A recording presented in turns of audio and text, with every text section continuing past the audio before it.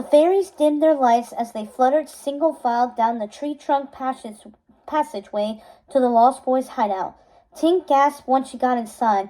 The Lost Boys and the Darlings were all bound hands to ankles and gagged.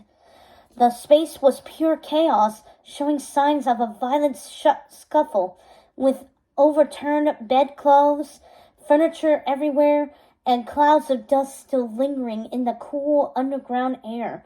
Peter had been strung up from each limb to various bedposts, also gagged. Unlike the Darlings and the Lost Boys, who were huddled in fear, Peter looked positively defiant, even in his vulnerable position. All at once the fairies burst from their corner, lit brighter than a galaxy.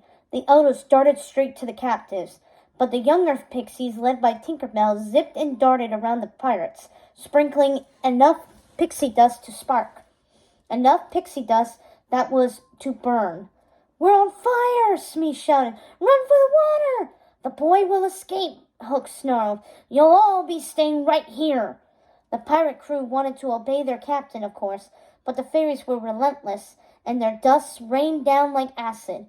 Tink found that the unease that came from always trying to contain her outside feelings was greatly alleviated with this opportunity to expend some of that wild, raw emotion. It was thrilling. She threw her head back, laughing as the crew retreated. Then it was just Tink, Hook, and Peter. The Darlings and Lost Boys had been released by the elders. Peter was still strung up, bobbing in his restraints like a kite. Amid the chaos, he looked at Tinker Bell with amusement. "Came back for us, did ya?" His eyes twinkled. "I came back for me." Hook gaped at the two of them, then allowed himself a low chuckle. "Aye, but that's priceless, love. And here you've been plotting against him since you first arrived, and seeing as how he betrayed you. I haven't forgiven him. But unlike you, Peter Pan never intended to hurt anyone." "Fair point," Hook conceded. "What do you plan to do about it, since your pixie dust just doesn't seem to have quite the same effect on me as it did on my crew?" he leered. Tink smiled. She knew something that Captain Hook did not. At that moment, the mermaids were tunneling an underground channel from Mermaid Lagoon to Hangman's Tree.